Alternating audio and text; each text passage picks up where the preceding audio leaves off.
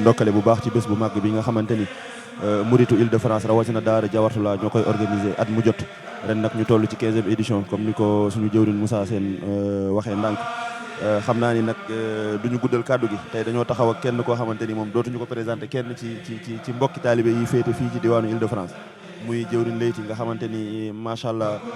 suñu classe gi moom dañuy roy ci ñoom bu baax a baax ndax foo leen déggee rek dooleeku ci sëñ bi dooleeku ci pas-pas dooleeku ci lépp xam naa laataa ñuy wéyee ak moom rek ci waxtaan bu gàtt rek xam naa ni itam yitte ji rëy na lool waaye dañ ne woon ndegam seen nañ ko ci mbooloo mi rek nañ ko dem jëli taataan ci moom ay kaddu waaye xam naa laataa ñuy wéyal dañ koy jox kaddu gi rek mu daal di nuyoo bu ko defee ñu daal di tàmbali ak moom waxtaan bi bismillah jooju.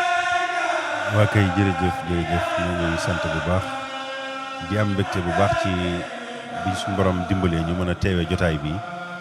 léegi rek fi nga ma fekk maa ngi doon waxtaan ak jëwriñ Bassirou Cissé ma naan ko bis yi dafa am solo lool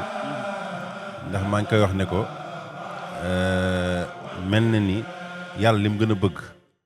moo ñuy dajale sunu yitte sunu mën-mën sunu alal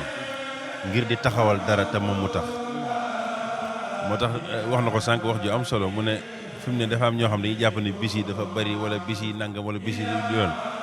te loolu mu ni mu ko waxee rek nee na am na mag bu ko wax ne ko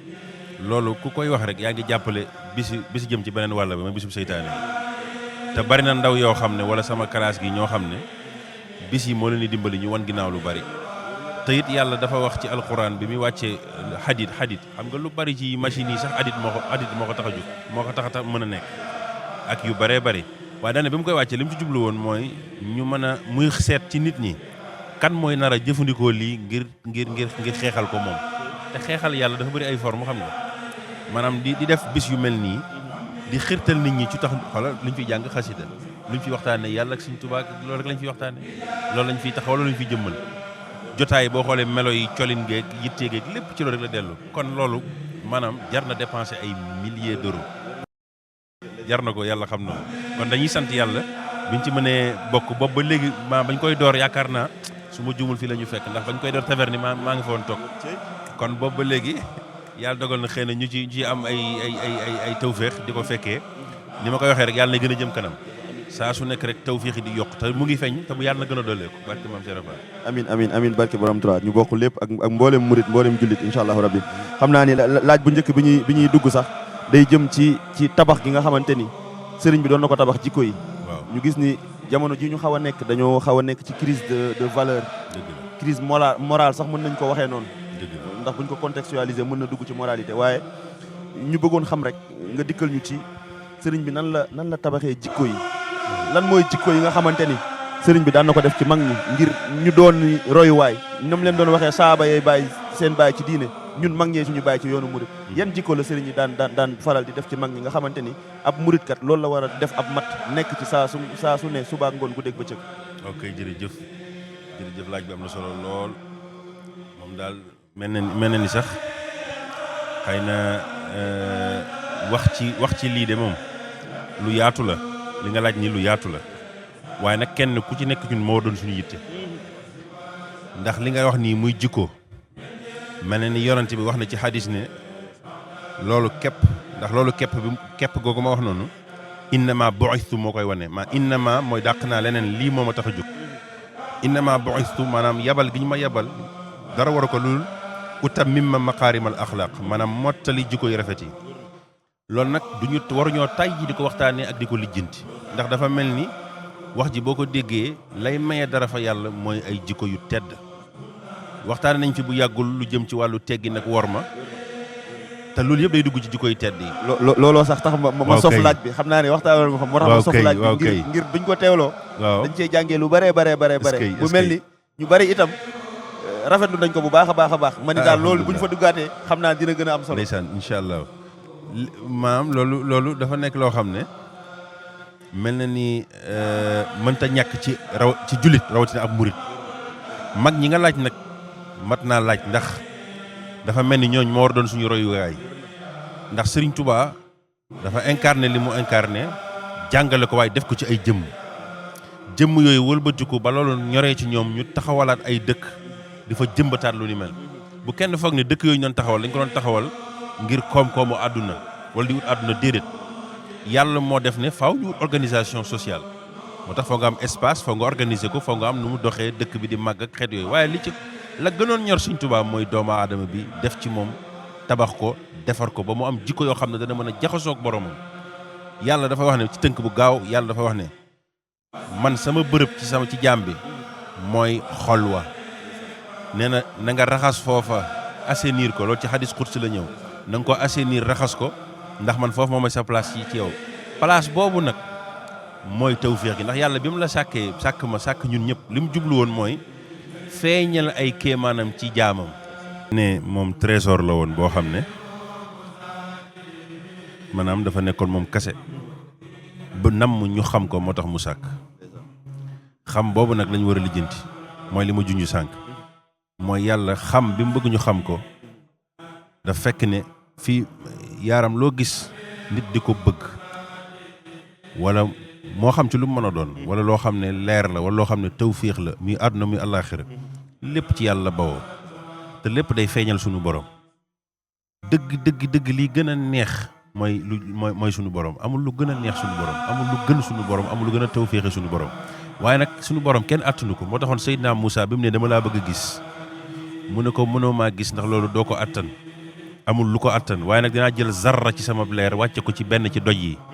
su ko attanee rek da nga ma gis gis nga li mu ko wax mu ko su ko attanee di nga ma gis ba mu dalee ca doj ba def dóom moom dafa daanu xëm daan ne man maay kii njëkk a gëm loolu xam nga dafa mel ni ku daanu daa mel ni moom dafa daanu moom ni mu waxee sax da ngay xam ne dafa daanu nee na ana awwalul muminin waaye loolu dafa fekk ne te it daf ko yokk gis nga ginnaaw loolu daf ko yokk yitte ci yàlla moo tax yi ci xew yëpp après da ngay gis ne loolu dafa am lu mu yokk ci moom loolu li ma bëgg junj foofu mooy gis nga mos boobu képp kuy dox ci yoonu Sëriñ Tuubaa gi loolu am nga lu ñu la ci defal ndax yàlla dafa bari nu muy génn nu muy feeñee waaye nag gis nga kaay ma wax la dara loo yéeme laay wax nii loolu murid yëpp xam nañ ko waaye yàlla gay safe ca Sëriñ Tuubaa benn melul ni moom xaw ma na xam nga li ma bëgg xam nga yàlla dafa bari manifestation bari fu muy génne waaye dama ne yàlla gay saf ndax moom mooy jawfal fara Sëriñ Tuubaa mooy jawfal fara maanaam jawfal fara boo ko déggee mooy loo xam ne boo ko amee amaale nga lépp looloo yéeme ci Sëriñ Tuubaa moo tax ñun loolu nag xam nga cër boobu ku ko am ñee ànd ak yow it am na tawfiix bu ñu am waaw am nga waajtaay bu ñu am léegi nag loolu dafay permettre ma dugg ci li nga ma laaj muy mag ñi mag ñi ku ci nekk bàyyil xel ne ñu ci bari ci ñoom dañoo amoon fu ñu tolloon ak seen borom ñu ci bari am na ci ñoo xam ne dañ leen xamal suñu borom moo leen xamal ne boo leen jëlu seen mbir yëpp dénk ko Sëriñ Tuubaa mii na leen wóor ne bu ëllëgee boo leen fi accès doon fekk dara te moo de ñu daan am cër la ci yàlla ñi daan wax ak suñu borom wala loolu gën a yéeme gis nga loolu léegi nag yàlla dogal ni biñ ñëw Sëriñ Tuubaa nag wan leen loo xam ne mosuñu koo xam ci seen borom mosal leen loo xam ne mosuñu koo mos ci yàlla mel ni da nga doon wax mooy mos da nga doon wax ci suñu borom waaw kay mel ni sëriñ bi daf leen ko ci très bien nga xam ne loolu nag dafa mat a bàyyi xel wér na li tax ma koy wax mooy léeg-léeg li ñu naqari ci suñu bopp ak ñëpp li ñu ko teg mooy lëndëm nag fu nekk la ko nit di jëlee waaw yaa ngi koy jëlee ci yaaram ci sa juddu sax dañ ciy jëlee dara ndax li ñuy wax tubaab di wax complexion dama amul baat bi ci wolof nag moo tax ma jël baat bi waaye nag complexion li muy tekk mooy ay jikko yoo xam ne nga koy donne ci sa askan loolu dafa am am na lu baax am na lu lëndëm waaye nag bu kenn foog ne lu lëndëm loolu daf lay tënk ndax l'islam dafa wàcc pour raxas ñu léegi nag ba tey niñ la yaree am na lu muy def ci yow seytaane dina jéem a laal say mbir environnement bi ngay màggee li ngay jëf tamit lu ci ne dina am lu mu taq ci yow léegi nag loolu la boo tàbbee ci loxoy Sëriñ Tuubaa nag la Cheikh Fall waxoon mu ne ki may wër sëriñ bi may wër sëriñ boo xam ne dafa amee lu ñuy wax nuura xaqin leeru dëgg goo xam ne kum ca tàbbal waaw mu ne kum ca tàbbal maanaam loo tilim da nga set Sëriñ Tuubaa lim mën ci doomu aadama man gisaatuma ku ko mën te nag ay méthode am dañoo bari looloo yéeme waaw ñii da leen di jaarale ci xasida ñii mu jaar lañ ci liggéeyal ko ñi ne lii léegi ku nekk fam lay jaarale tawfeex gu ne nit dana ko daj ci Sëriñ Tuubaa waaye yaaram loolu yow nit da ngay xool sa bopp man de sama classe gi ak keneen da ngay xool sa bopp am na benn jëm bu ma dégg du ma tudd turam waaye xëy na nit ñi dinañ ko déggal seen bopp ndax bi mu koy wax da ko wax ci réseaux sociaux yi mu ne moom Serigne Saliou da koo gis Serigne Saliou won ko ne ko kaay moon la ki nga naroon doon boo àndul nag man allahu akbar mu won ko jëmm joo xam ne ma nga bënn nopp yi di naan sàngara melokaan wu yéeme waaw loolu ñun ñëpp la waaw yaa haadiyan radaa mooy ka gindi ka naroon a sànku wala ka sànku woon wala ka alku woon yàlla suñu maam Sëriñ Tuubaa daf ñoo defal tawféex yàlla seede na ni ku ci nekk na ko seet ci sa bopp même bu fekkoon ne xam nga julli xam nga koor xam nga nangam ku xam dara xam ne loolu ay wàccaay la rek waaye dëgg tawféex gi ñu am ci Sëriñ Tuubaa lam ñu defal loolu jëluñu ko julli ci koor néew ma julli ci koor amul njëriñ de waaye dama ne moom tawféex gi mu ñu defal taxañal ñu yoonu gaay ñu baax ñi maanaam tey ji da nga gis nit koo xam ne ci xasida la ci àggee foo xam ne nit da daan toog xalwatu ay at di tëju ay at di jaamu yàlla ay at dog cee daj di bàyyi xel lu bare bare dog cee daj yow nga toog benn jotaay di jàng xasida saxook moom taxook moom mu yóbbu la foo xam ne kenn mënu la fa nu yóbbu muy mel ni day dëggal wax ji ñuy wax naan ab murit moom jullit xàqan la ba noppi lu wér bu dox nag jëm ca suñu borom mooy jullit plus ba ñuy wax jullit gi day mat ci fànn gépp nga ni soog a ni bërit nag mel ni da ngay nag déggal Cheikh Rafal lu mu wax bellee suma ràññee suma bellee suma ràññee bellee suma ràññee suma bellee ràññee maanaam suma yooyu muy wax noonu lu yéeme la bellee ak ràññee war nañu xam lu muy tekki bellee maanaam xeetu tànn la ràññee itam xeetu tànn la ndax fi mu ne Moustapha Muntaka yooyu yëpp bokkuñu lu muy tekki xeetu tànn la waaye bokkuñu Muxtaar yooyu yëpp bokkuñu lu muy tekki ay xeetu tànn la léegi moom li mu bëgg wax moom dafa bëgg wax ne moom ñoñom yi daf leen a tànn ci biir yi tànn Sëñ Tuubaa loolu ñëpp xam nañ ko ñu fekk fa si yorante bi tànnoon mu tànn fa tànn woowu nag il faut nit ñi bàyyaat ci xel mooy moom am na lu tax mu tànn am na tamit lu mu def ci ñam tànn moo tax ñu mën a am tawfiix yi ñu am nii waaw maa ngi koy wax ni am na téere boo xam ne Sëñ Moustapha Sall doon na ko wax ci benn waxtaan te la mu wax laa gëm téere Ibnu Kasir la al bidaaya wan nihaaya ba Seydina Isa gisee maanaam mbirum Touba moom mbirum daa mbiyéeme dañ koy junj nii rek waaye mbirum àjjana loo fa dégg rek xel mënu koo xiyaas mbirum Touba Seydina Isa mu ko tegee bët dafa ñoon ñaan lii mu bokk moom mu cër bu doon cëram ñu ne ko lii ku tudd Ahmadu ak waa këram ñoo ci kenn doon ci jiitu waaye nag dafa ne ko kaay may la tuuti ci ñooñu seeni melo mu ne ko ay nit la yoo xam ne dañoo suufe seen bopp wàcce seen bopp dégg nga wax ji mu ne waaye man yàlla maa écrit seen i mbir ba ñu tolloog yu an bu yaaw yi loolu dëgg la mu daal di wax ne nag bu ëllëgee dama lay yéege fi man bu ëllëgee nga ma indiwaat leen seen jamono ñoom ngir dimbal leen seen noonu jamono kon loolu mu ngi loolu sëñ Moussa Sall bu mu ko waxee dafa ne loolu ñun la teg na ci sax loo xam ne lu yéeme ne na ñooñu bu waxtu julli jotee du jug julli lu yéeme léeg-léeg ma bëgg wax foofu ñëwaat ci mag ñi rek mooy mag ñi lii moo leen boole nag Sëñ Tuubaa daal ci gàttal ndeysaan xam naa kon ñu dog rek ba julli ba noppi incha allah tubal nañ leen bu baax waaw kay jërëjëf mbokki taalibe yi ñu ngi leen di saaral bu baax a baax di leen nuyu xam naa ñu wéyal waxtaan bi nga xamante ni rek ñu ngi koy am ak suñu jëwriñ Leyti nga xamante ni kenn dootu ko présenté kenn xam naa fii ci diwaanu Île-de-France nga xamante ni mbokki taalibe yi ràññe nañ ko lool ci liggéey nga xamante ni dafay am di ko ñaan sa borom dolli ko kattan te sàmm ko bu baax a baax a baax a baax ñu nekkoon xam naa ni bàyyi jëwriñ ci kàddu gu am solo muy ab murit de daa war a doon jullit xaqan laataa muy doon leneen mu duggoon nag ci laaj bi nga xamante ni dama la ko laajoon jëmoon ci tabax gi nga xamante ni sëriñ bi doon na ko tabax jikko yi xam naa ñu wéyal foofu rek laataa ñuy xam naa ni jot gi moom bariwul dara waaye ñu wéyal loolu rek laataa ñuy tëj bëgg nañoo def itam benn résumé bu ndaw rek en français ngir chaîne bi day am léeg-léeg ñoo xamante ne wala sax tout tànk ci dëkk bi dégguñu nasaraan te bés yi dañ koy bëgg di teewlu di ci jàngee dara xam naa ci fin bi dinañ xaw a def benn résumé en français incha allah waaye boo ñu mënee ñëwaat rek ci tabax gi nga xamante ni sëriñ bi mu ngi ko doon tabax jikko yi ak naka la ko doon defee ci mag ñi nga xamante ni ñooy suñu roywaay ci yoon bi. ok jërëjëf yaakaar naa ñu ngi tolloon ci doon waxtaanee maanaam loolu ni mu amee solo ci dunduk doomu aadama bi maanaam ginnaaw bi nga doonee ak jullit moom suñ ko waxee rek ni ko ñëpp xamee mel na ni mooy ki nga xam ne dafa jàppanteeg boromam ndax jullit mu ngi bàyyoo ci muslim waaye li jiitu muslim mooy muumin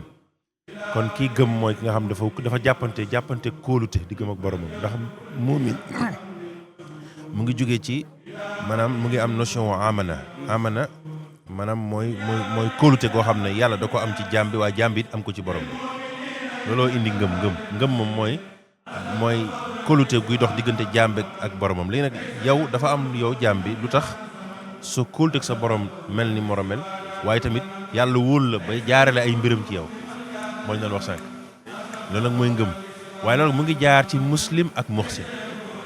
maanaam loolu noonu tawfiix gi résultat bi ñu bëgg mu ngi jaar ci muslim ak muhsin muslim moo ki nga xam ne dafa nangoo jëfe ndigalu suñu borom te bàyyi tere mi kookoy muslim muhsin mooy ihsaan gi mooy ki nga xam ne ñu koy yonante bi jàngalee mooy ki nga xam ne day jaam li muy def lu nekk da koy def bismillah. dañuy wax naan Cheikh Fall nee na yàlla bu doon am sant tax lay sant mooy def te yàlla tax kon ihsaan mooy lan mooy di jaamu yàlla mel ni yaa ngi koy gis boo mënut a toll ci tolluwaay boobu da nga jàpp ne mu ngi lay gis rek. léegi nag kon loolu moo indi yoon yi ñuy wax yëpp yoon yi lan la mooy tette nit ki ngir ginnaaw bi mu duggee ci ngëm ci première étape ngëm ñu jaarale ko ci ay yoon ba mu am ngërëmul boromam waaw mooy nafsul mutmainna irji ila rabbiki radiyatan mardiya foofu nag pour nga àgg fa faaw nga am ku la téye sa loxo. Imaamul Ghazali nee na ka bëgg a def jël yoon woowu te utul ku ko jàppale ku ko teg ci yoon koo xam ne dafa àgg xam yoon wi ñëw di ko jàppale nee na kooku mu ngi mel ne ku jël maam océan Atlantique bi ne da koy xuus masalan nga jógee Dakar da ngay dem New York ci océan Atlantique bi te nee na nga fay dong nga ci yaakaar fay nee na néew ma doo àgg de waaye nag maam dana yéeme lool. kon loolu mooy wane ne kon sëriñ mënta ñàkk kon nag loolu daf ñuy permettre ñu ñëwaat ci Sëriñ Tuubaa waaye Sëriñ Tuubaa da maanaam loolu buñ ko waxee même ñun ci lañ bokk buñ ko waxee day mel dañoo far waaye nag lépp wane na ko. Sëriñ Tuubaa ku yàlla may nga xam dara ci diine am tuuti ci làmmiñu arab boo demee ci mbindam da nga xam ne amul morom waaye itam boo gisee ay jëfam da nga xam ne amul morom ndax lim def ma juróom-ñaari at yooyu ak ya ca teg yim def ci gàddaay ak condition yi mu ko dundee maam 1895 ba 1927 ci ay loxo la nekk 1895 ba 1927 waaye terew ko defal li mu war defal boromam dara tarfatal ay ni yàqaluñ ko. loolu nag Fall ku bëgg a tëkkaleeg sa maam tëkkaleeg sa bopp ak Sëriñ Tuubaa na nga natt bopp sa bopp sa foofu ndax alxuraan dafa ñëw nettali ñu yonante yi ngir yonante bi jël ci royuwaay jullit yi tamit jël ci royuwaay waaye maanaam lépp luñ tegoon yonante yi lu ko raw teg nañ ko Sëriñ Tuubaa ci benn nit kooku nag dafa loolu nag boo ko déggee li may faral di wax toujours yàlla lu nattu yi rëy rek xamal ne fay yi noonu lay rëy maanaam pay yi ñu ko fay nag moo waral mu am la muy wax naan illa ya qaadallaahu ma lam yakuni wala yakunu abadan li mumkini ak yeneen maam fayu yàlla yi ni mu ko junjee ci xasida yi dafay bari lu muy wax loo xam da ngay xam ne la mu am ci yàlla daanaka kenn musu koo am waaw fa mu ko may la mu ko noonu nag fa mu jaar sax waaw kay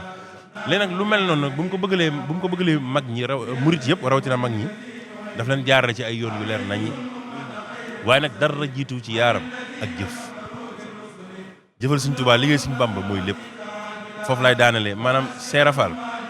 lu ko waaye mësa nit ñëw jàmbat ko wala wax ko yitte bu mu mën a doon dalay lim lay njëkk xamal mooy loo bëgg ci àdduna ak àllaaxira ma nga ci liggéeyal Sëriñ Bamba ci li gën a ndaw ba ci li gën a rëy te da la ko daan firndeel saa su nekk liggéey Sëriñ Tuubaa ci la lépp nekk liggéey Sëriñ Tuubaa mooy li nga xam ne mooy li neex yàlla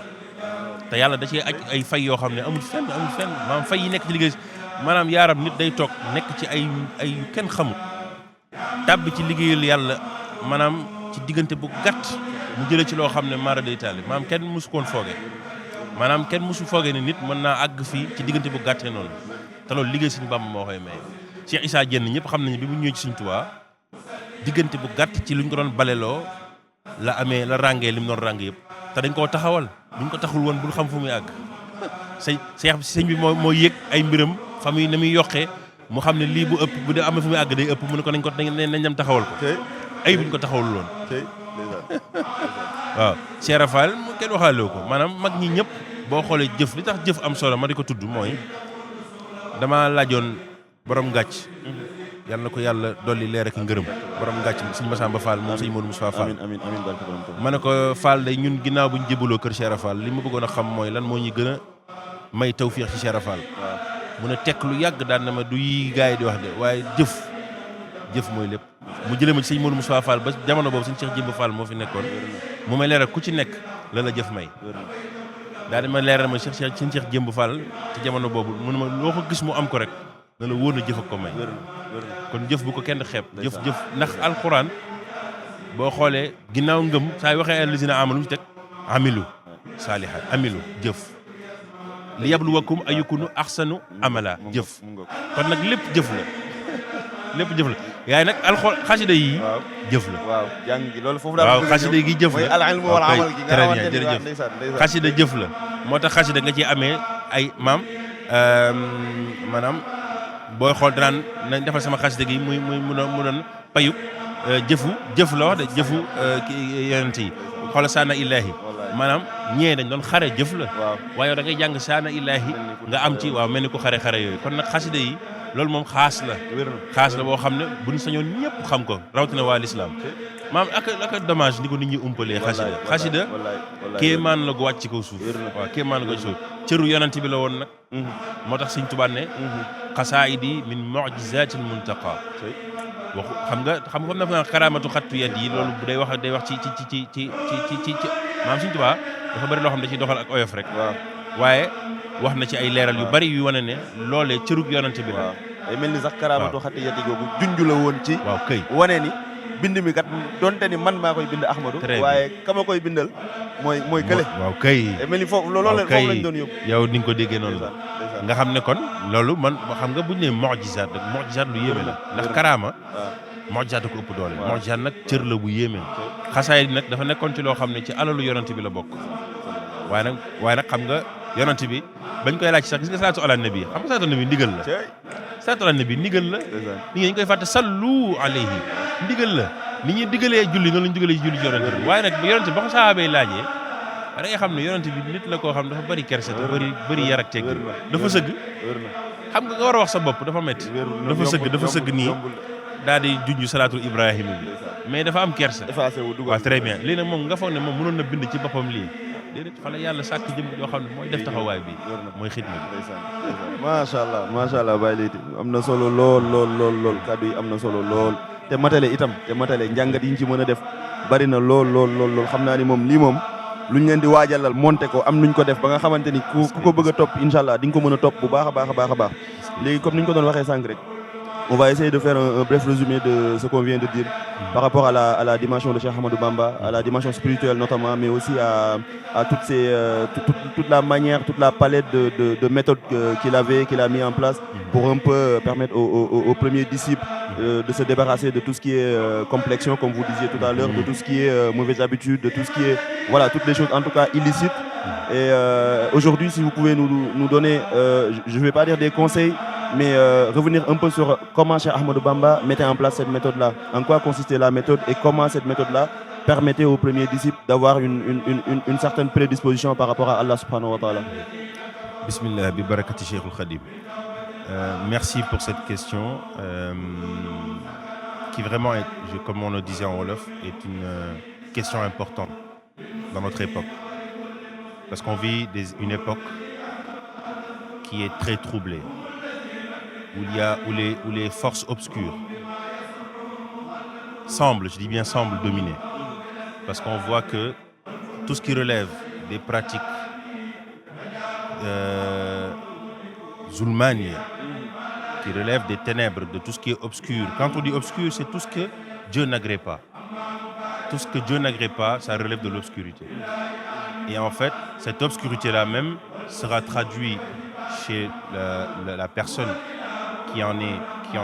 l'auteur au moment de la mort, Sakarat al-Maut. Il voit cette obscurité-là. Chaque acte qu'il a commis sur terre, il voit la part d'obscurité que ça a créé. Et c'est ce qui même crée les souffrances dans l'au-delà. Maintenant, comment justement le Cheikh nous mène à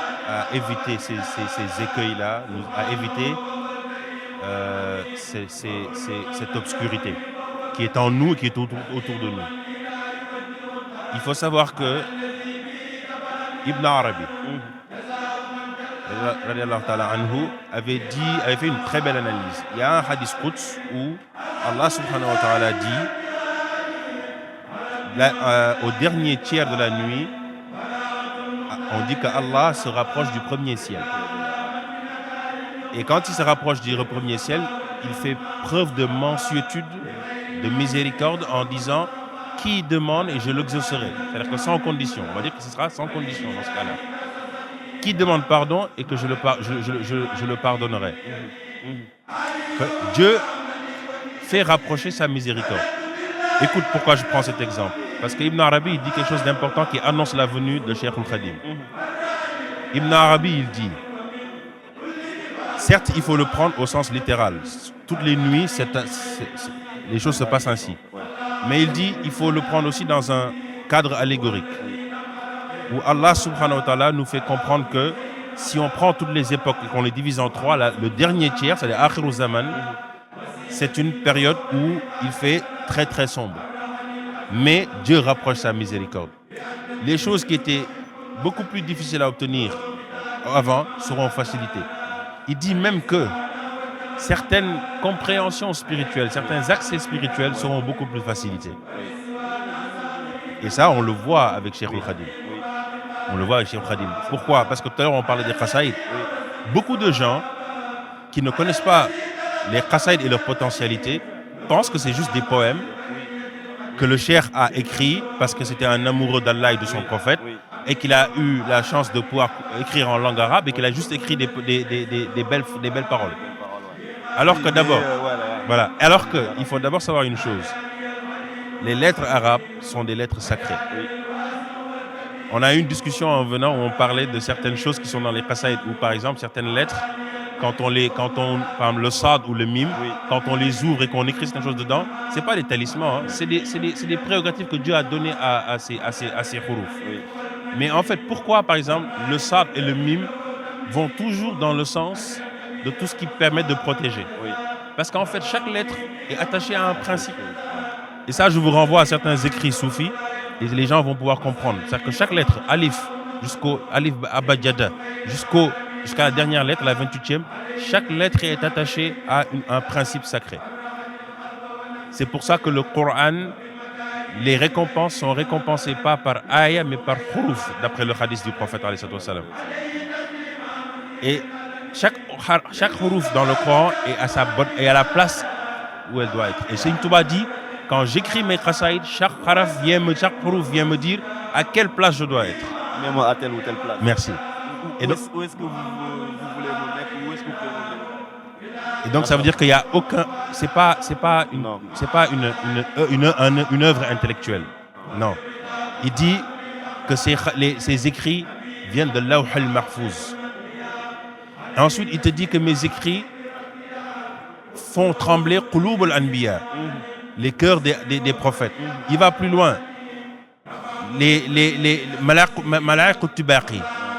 ils sont ébranlés par ces écrits. Arsh al-Kursi, Taz,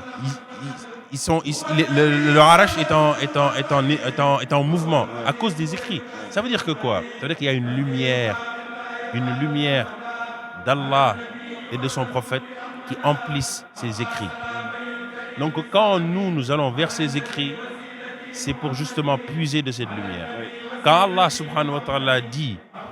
je vous recommande de prier sur le prophète. Moi et mes anges, on prie sur le prophète. Ce n'est pas la même nature. Allah et les anges, quand ils prient sur le prophète, cela met des lumières de baraka, de bénédiction, de salam, etc. chez le prophète. Quand nous, les musulmans,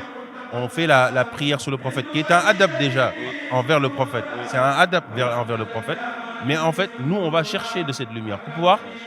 pouvoir justement régler nos problèmes dont tu parlais tout à l'heure. Laqad ja'akum rasulun min anfusikum azizun alayhi ma anittum. Tu penses que le prophète, il va avoir azizun alayhi ma anittum, c'est-à-dire que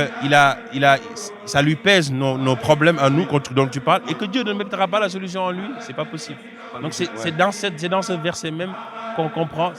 et Seigne Touba le dit subtilement dans l'Ima'in Bashirin. L'Ima'in Bashirin, c'est un poème en acrostiche de Laqad ja'akum rasulun min anfusikum. Chaque araf, il a écrit un vers. Donc l'Ima'in Bashirin, il va parler de ce que je te parle là. C'est-à-dire que Azizun alayhi ma anittum, c'est que Allah subhanahu wa ta'ala a mis chez le prophète toutes les solutions à nos maux. Le prophète a toutes les solutions aux problèmes de l'humanité, de l'être humain, qu'il soit intérieur ou extérieur. Maintenant, Cheikh Khadim, dans ses écrits, il va nous chercher ces solutions. Toi, tu apprends les khasaïd et tu commences à régler tes problèmes intérieurs. Tu as des khasaïd des khasaïd tasliya wa amdah. Tasliya, salatu ala nabi, amdah, madh. Tu as des khasaïd douan, tu as des khasaïd istighfar wa tawba. Et tout ça, Serigne Touba nous en a fait des milliers. Chacun plus efficace les uns, encore plus selon les époques aussi. Parce que quand il a obtenu tout ce qu'il voulait, il y a eu encore beaucoup plus d'énergie spirituelle dans les derniers khasaïd qu'il a écrits. Ouais, exactement. Donc tout ça, en fait, c'est une façon simple que je peux te résumer comment Cheikh Al-Khadim nous donne une solution pour notre époque. Parce que, par exemple, la façon dont on éduquait spirituellement les individus avant, il fallait être avec la personne. Cela est devenu difficile aujourd'hui. On le sait très bien. Donc il le savait, il l'a compris. Il a dit, je ne vais pas, ce que je vais faire pour vous, les solutions que je vais vous amener,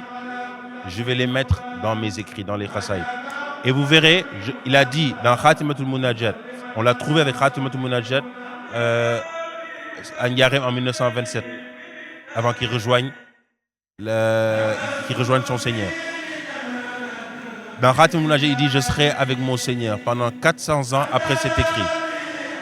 Fit daf'i wal jalb. C'est-à-dire, ce daf'i wal jalb là, il faut le comprendre comme si chaque instant, toi, Mourid de Serigne Touba, il vit avec toi pour t'attirer des bienfaits et te dégager tout ce qui peut te nuire. Je te coupe pas. Hier, on parlait avec un Mbok talibé de ça, en fait. Aujourd'hui, les mourides, une personne normale, parfois, tu as des envies. Tu as envie d'écouter de la musique, je donne cet exemple-là. Tu vas dans les plateformes digitales, tu télécharges une musique, tu écoutes. Ou en tout cas sur YouTube. Les mourides, non seulement tu ne vas pas passer à la musique, tu vas passer à un khassida, mais tu vas chanter le khassida. C'est vrai. Et qu'est-ce qui nous fait arriver à ce stade-là? C'est-à-dire que nous, c'est pas nous, en fait. On ne sait pas pourquoi à ce moment précis-là, moi j'ai cette envie-là. Au lieu de penser à la musique, je vais plutôt penser aux écrits de Cheikh Ahmadou Bamba. Tu sais, la musique, c'est de la mélodie. Oui. Dieu a programmé l'être humain pour être sensible à la mélodie. Ouais. On raconte même dans une histoire, Fil Azel, que quand on a demandé à Ruh de rentrer dans le djism, le badan humain, il a dit cet endroit est trop sombre pour moi. Moi, je suis fait de lumière, je ne peux pas cohabiter avec ça. Non. Les anges étaient en train de discuter avec lui, il refusait. Comment ils ont réussi à le convaincre d'après ce récit soufi? Ils ont commencé à faire du zikr, une mélodie divine. Et à ce moment-là, pris dans cette extase, ils ont pu le mettre dans le djism. Donc, qu'est-ce que je veux dire par là? C'est qu'en fait, quand on n'a pas encore goûté à ce qu'on parlait tout à l'heure, cette lumière divine, on la recherche sans même le savoir. Inconsciemment, on recherche une certaine harmonie. Dans la musique, l'humain cherche une harmonie mélodieuse. Mais cette harmonie mélodieuse, souvent, ne renvoie pas à Dieu. Souvent. Parce qu'il y a des mélodies qui renvoient à Dieu. Il y a même des gens, des musiciens, qui n'avaient pas la volonté, mais quand même, ils vont composer quelque chose qui va donner quand même une harmonie mélodieuse qui peut mener très bien. Exactement, Mais maintenant, aujourd'hui, la musique a beaucoup évolué, a beaucoup changé. Elle mène très souvent vers les ténèbres. Donc maintenant, Serigne Touba, dans sa grande sagesse, il a écrit. C'est pour ça même qu'il a écrit, qu'il a versifié. Il aurait pu écrire ces vérités-là en mettant des phrases abruptes. Mais il l'a mis en versification, en rime, etc., pour que ce soit facile à chanter. Parce que le chant, pour faire du zikr, ça facilite la pénétration du chant vers le cœur, pour atteindre aussi le roi. Donc en fait, il a même demandé à Dieu de lui choisir les mélodies qui vont avec les khasaïd. Tu sais, dans Mouahibou, il disait lui-même, Mouahibou, il dit, je l'ai écrit de cette façon, de cette nature, pour que ce soit pour qu'on la chante beaucoup. Pas seulement pour les gens puissent avoir la facilité mais chanter. Ça sera chanté aussi par les wildan, les serveurs au paradis, par les Urul Hin. C'est même pour ça que Cheikh Bakri, l'initiateur de Salatul Fatihi, il est venu le voir, il lui a dit, je veux que tu intègres la Salatul Fatihi dans Mouahibou, dans le Tarjuman, pour que ça n'ait pas d'interruption. Parce que il sait que le Mouahibou sera chanté dans l'au-delà, au paradis. Et qu'est-ce que je voulais dire? C'est que le Mouahibou, les mélodies, c'est l'un des khasaïd qui a le plus de mélodies, qui est le plus chanté même. C'est-à-dire que le vœu de Serigne Touba a été exaucé. Sur terre, on voit que la volonté est exaucée. C'est-à-dire que c'est très très chanté. Et on voit que toutes les mélodies qui sont chantées du Mouahibou Parfois, il y a même celui qu'on lui attribue, Oui. celui de Seigne Cheikh Gueye. Oui. Tu vois, celui-là, il le chantait lui-même Chantait lui-même. à l'exil du Gabon. Et tu vois que c'est une mélodie qui est très, très, très divine. Ouais, donc Une les très, écrits très aussi, c'était une méthode pour le cheikh d'éduquer. Parce que tu venais, Exactement. voilà, il te donnait Et quand tu plonges dans ça, tu ne peux plus associer ça à la musique. Non. Parce que tu ressens une énergie spirituelle, une lumière que tu n'avais Machallah. jamais goûté auparavant. Machallah. Moi, il y a quelqu'un qui me disait à l'époque, la raison pour laquelle je suis rentré dans le mouridisme, c'est à cause des Khasaïd. J'ai été Machallah. sensible à la Il y en a mélodie des beaucoup, Khasaïd. il y en a beaucoup. Et c'est grâce à ça que je suis entré que j'ai cherché Ouais. jusqu'à découvrir ce que c'était Ouais. le mouridisme. Il y en a beaucoup. Donc c'est un cadeau Ouais. qu'Allah subhanahu wa ta'ala, via Cheikh al-Khadim, nous a fait à cette dernière époque, Par qui faire nos renforce ce défauts. que j'avais dit tout à l'heure, Ouais. c'est qu'il rapproche sa miséricorde. Exactement. Parce que c'est des facilités qu'on nous donne de rentrer en contact avec Allah subhanahu wa ta'ala pour bénéficier de ses grâces infinies. Merci beaucoup. En tout cas, merci beaucoup pour cet exposé, monsieur Leyti Fall. kon mbokki taalibe yi loolu moo nekkoon li nga xamante ni chaîne Diawartoulah TV indiloon na leen ko tey ci bés bi nga xamante ni mooy 15e édition cant Diawartoulah ñu àndoon ceeg suñu jëwrin Leyti nga xamante ni comme niñ ko waxee rek moom macha allah xam-xam bi mate na ko lool di ñaan suñu borom sàmm leen dolli leen wér dolli leen kattan sol leen kattan gu bëree xam nañ ni am ngeen yéene lool ci yaatal yoonuk sëriñ bi njàngalem sëriñ bi waaye fépp fu ngeen ko natt rek yàlla na ko weesu di dema dem barkeb Cheikhul Khadim xam naa ñu bàyyi la rek bàyyi Leyti bu fekkee am nga kàddu gu mujj laataa ñoo yëkkati jotaay bi incha allahu rabbi. kàddu gu mujj gi de mooy ñaan suñu borom rek ñaan suñu borom boo xoolee xasaayid yi ñuy wax rek lépp day ñaan yàlla day wane ne nga xam ku ko doon wax te wax ju wér maanaam ñun dañoo lott tële mënuñu xamuñu yàlla képp moo xam laa xawla gis nga yaaram Diawartoulah gii xam nga kuréel gi Diawartoulah la tudd Diawartoulah suñ banque bind ñetti at laata moo wuy ji muy soppi jotaay waaye Diawartoulah tarjumaan gi daf ñu jàngal lu bari li ma wax léegi laa xawla gis nga ni mu ne faaraxtu iblisa wa jamil mafasidi bi mu ne bismillahi rahmani rahim laasamtu rasulullahi sallallahu taala alayhi ba mu ko waxee pare dama ci teg def ne wala xawla wala quwwata illa billah loolu mooy principe bu gaay bu ñu war a jàpp li ñu bëgg yëpp lu ñuy def yëpp lii ñuy def nii yëpp lépp nañu bàyyi xel ne ñun mënuñu yàlla moo mën waaye nag la tax yàlla nag dégg rek nangu ñoo kattanal ñuy jëf ci lii da fekk dañoo wane yitte jëmale mooy rabbi asxaamaka bil imma googu yitte googu noonu xam nañ ni mënuñu waaw kay waaye ñu ngi dox ci jéemu très bien suñu borom mu gàttanuñu mooy li suñu Muntaxa di wax rek mu gàttanuñu léegi nag loolu la ñuy ñaan gi mooy ñu ngi gën a tey lañ gën a am conscience suñu ñàkk mën googu wallaay tey la ñu gën a tàllal suñu loxo di ko ñaan nag waaye nag bu ñu ñaanee yàlla ñun dañoo bëgg saa su ne mu ñuy gën a taw féexal ci Serigne Touba waaw kay ndax ñun loolu moo ñu suñu taw waaw kay wér na xam naa kàddu yooyu moom duñ ci teg dara ci lay daal di yëkkati jotaay bi di leen jox dig daje léegi rek incha allah niñ ko defee ak Baye Leyti noonu lañ koy defee beneen ak yeneen jëwriñ sax laay wax dinañ leen woo fii incha allah ñu am ak ñoom ay waxtaan lu ci xaj rek sànq def nañ français def arabe defaat suñu mënee anglais sax dinañ def anglais incha allah jubluwaay bi mooy daal liggéey bi yaatu ba képp koo xamante ni mën nga cee for dara rek nga for ci dara incha allahu rabbi kon mbokki taalibe yi loolu mooy liñ leen indiloon tey ci seen plateau di leen sant di leen gërëm jërë ngeen jëf